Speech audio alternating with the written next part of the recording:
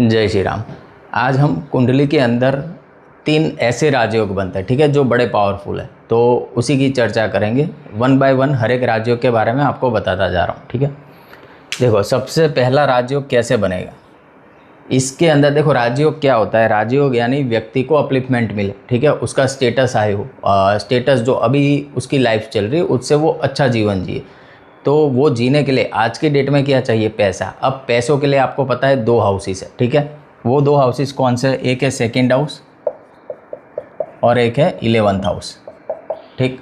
अब यहाँ पे आपको चेक क्या करना है, एक मैं यहाँ पे कुंडली बनाता हूँ कन्या लगन की।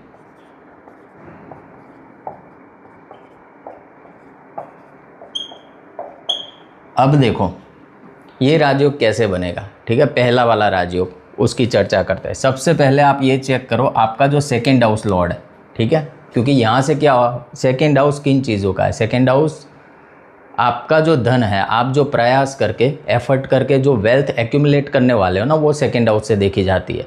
तो जब कभी भी वेल्थ की बात आए तो सेकंड हाउस को आप निगलेक्ट नहीं कर सकते। सबसे पहले उसकी पोजीशन देखो, सेकंड हाउस कैसा है, यानी उस हाउस में क्या प्रभाव है, सेकंड हाउस लॉर्ड कैसा बैठा है। अगर अच्छी कंडीशन में बैठा है तो ये 100% श्योर है कि आप जो प्रयास करने वाले हो, आप जो एफर्ट्स डालने वाले हो, उसमें आपको हेल्प मिलेगी और उसमें आपको ना नेचुरल सपोर्ट मिलेगा। अगर शुभ प्रभाव में है तो आप इजीली वो चीज़ गेन कर सकते हो। अब आ जाते हैं राजयोग के कॉन्सेप्ट के ऊपर। सेकेंड हाउस लॉर्ड आपका 11th हाउस में हो, ये पहला सूत्र है। तो यहाँ पे सेकेंड हाउस लॉर्ड कौन बन रहा है, 7 नंबर की राशि, उसका मालिक कौन है, शुक्र है। तो शुक्र अगर आपका यहाँ पे बैठा है, ठीक है, 11th हाउस में। अब 11th हाउस में क्यों, 11th हाउस आपकी आय का है, गेंस का है, आपकी इच्छा पूर्ति का है, डिज़ायर फुलफिलमेंट, बिगर पिक्चर, बिगर विजन, सोसाइटी के लिए आप जो काम करते हो, सोसाइटी से आपको जो गेन मिलते हैं, आपके रिलेटिव्स, ठीक है, वो सारी चीज़, आपका बड़ा भाई, वो 11th हाउस से देखा जाता है। तो जब कभी भी कुंडली का second house Lord 11th house में जाके बैठ जाए तो ये निश्चित है कि ये एक प्रकार का धनयोग है, वो हम सब जानते हैं। बट आज जो मैं बात करने वाला हूँ ना, उसमें एक एडिशनल रूल है, वो देख लो। तो पहली कंडीशन क्या है इन हाउसेस को लेके, ये जो पहला सूत्र है ना, वो 2 पार्ट में डिवाइडेड है।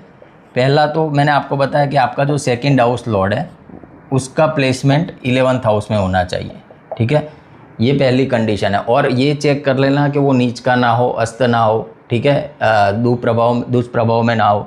तो पहला ये होगा। और दूसरा, अब ये जो कॉम्बिनेशन है ना, यानी second house Lord 11th house में जाके बैठा है, उसको आपका 10th हाउस लॉर्ड रिलेशन बना ले, ठीक है, 10th हाउस लॉर्ड। अब रिलेशन कैसे बनाएगा, पराशरी ज्योतिष में 3 कॉन्सेप्ट है इसके।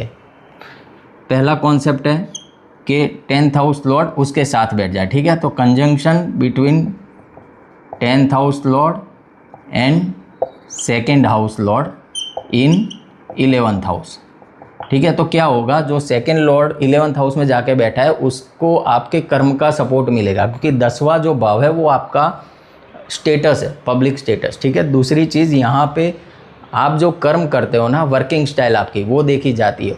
और एक चीज़ समझो, जो पापी हाउसेस है ना, जिनको पराशर जी ने पापी वो बोला है, 3rd, 6th and 11th Lord, जब उसमें 10th हाउस ऐड हो जाता है ना, तो वही जो पापी हाउसेस है, ठीक है, मेलेफिक हाउसेस, वो बन जाते हैं उपचय हाउस।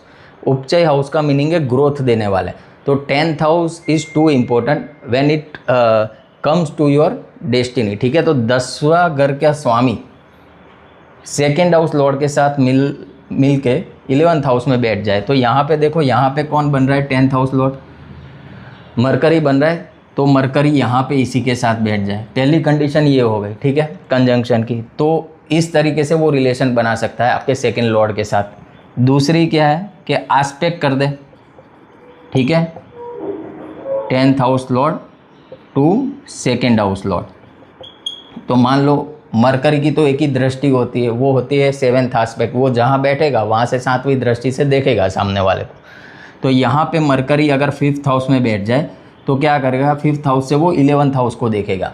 तो 11th हाउस में जो प्लैनेट बैठा है सेकेंड लॉर्ड, उसको वो दृष्टि देगा, ठीक है। तो 10th एंड सेकेंड का कनेक्शन ऐसे भी बन गया। दूसरा कैसे बन सकता है, दूसरा ऐसे बन सकता है कि राशि एक्सचेंज हो जाए दोनों की, बट अभी इस कंडीशन में वो पॉसिबल नहीं है, ठीक है, क्योंकि यहाँ पे तो मून की राशि है ना, ठीक है, तो सेकंड लॉर्ड यहाँ पे, चलो यहाँ पे मरकरी बैठ जाए तो ये एक कंडीशन बन सकती है कि क्या हुआ, राशि एक्सचेंज हो गया। बट ऊपर के दो चीज़ है ना वो ज़्यादा पावरफुल है जब हम ये कंसिडरेशन में ये राजयोग लेके आएंगे। तो पहला सूत्र ये है कि आपके दूसरे भाव का स्वामी जहाँ से धन की स्थिति देखी जाती है वो जाके बैठा हो आय के भाव में, यानी आपका 11th हाउस जहाँ से आपकी इच्छा पूर्ति होने वाली है, आपका डिज़ायर फुलफिलमेंट होने वाला है और उसको आपके कर्म का सपोर्ट मिल जाए। दैट मीन्स 10th लॉर्ड कहीं से वो प्लेसमेंट वो कॉम्बिनेशन के अंदर आ जाए, तो ये सबसे बड़ा राजयोग है। अब इसका फल आपको कब मिलेगा, इसका फल मान लो इसी कन्या लगन की कुंडली है तो इसका फल आपको या तो मरकरी की दशा में मिलेगा, बुध की दशा में, या तो शुक्र की दशा में मिलेगा। ठीक है, तो ये राजयोग तब प्रबल तरीके से आपकी कुंडली के अंदर काम करेगा। ये हो गया पहला सूत्र। अब दूसरा सूत्र में आता हूँ। सेकंड में क्या है, ठीक है, अब इसको थोड़ा मैं इरेज कर देता हूँ।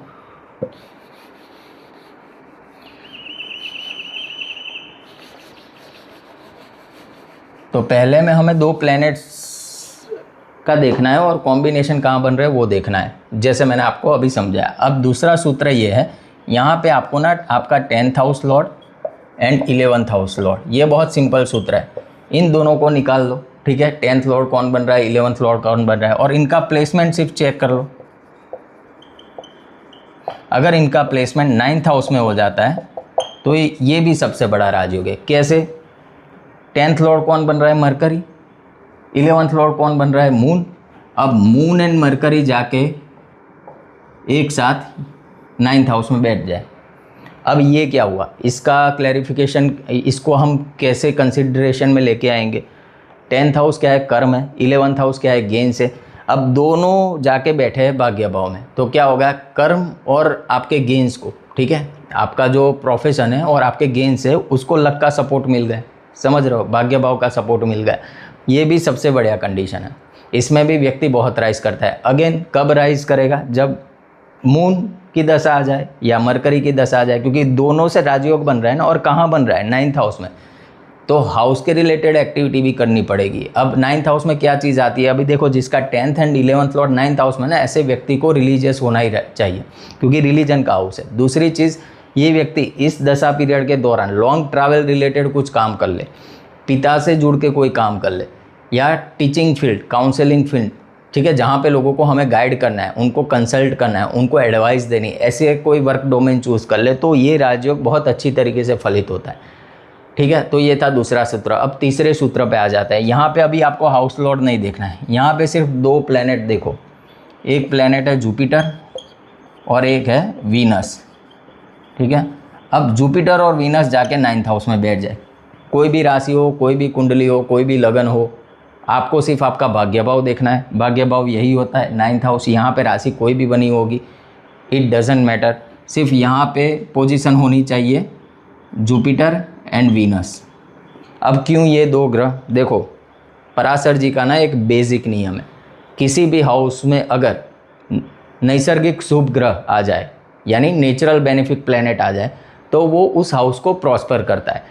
अब गुरु और शुक्र जब हम प्रायोरिटी में देखते हैं ना, तो सबसे पहले गुरु अत्यंत शुभ ग्रह, उसके बाद शुक्र वो भी अत्यंत शुभ ग्रह, और दोनों देखो दोनों कहाँ बैठे, 9th हाउस में। 9th हाउस से हम गुरु को भी देखते हैं, तो बृहस्पति तो है वो देवताओं का गुरु है, और शुक्र भी दैत्यों का गुरु। ठीक है, और लग्जरी, आपको जीवन में जितनी भी लग्जरी मिलती है, जितना भी कंफर्ट मिलता है, जितने भी भोग विलास मिलते हैं, वो शुक्र से मिलते हैं, और शुक्र के लिए ये बेस्ट प्लेसमेंट हो जाएगा अगर वो 9th हाउस में प्लेस्ड हो गया तो, पहली चीज़।